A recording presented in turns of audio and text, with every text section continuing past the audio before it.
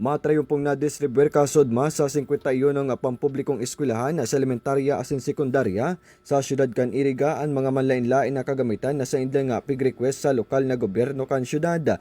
Gamit ang Special Education Fund kan nakalihis na taon na-distribuer sa mga school head asin mga representante kang eskwelahan na nag-attender kasodma sa pig-organisar kan lokal na gobyerno kan syudad kan Iriga na sa indang pig-request arog kan na TV, aircon, projector, cabinet, printer, mga tukawan asin iba pa.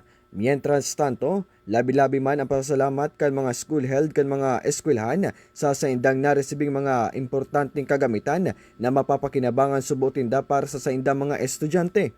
Siring man, naging mas maugma pa ang mga maestro asin maestra kan pig-anunsyar ka na alkalde kan syudad kan Iriga na si Mayor Rex Oliva na sa sunod na taon subuot nasa 100,000 na sa indang itatao na kantidad para sa indang mga kagamitan sa eskwelahan. Katakod kini, labi man ang pasasalamat kan School Division Superintendent DepEd na si Mariano D. Guzman sa suporta na pigtatao kan lokal na gobyerno kan Iriga sa pamayo ni Mayor Rex Oliva.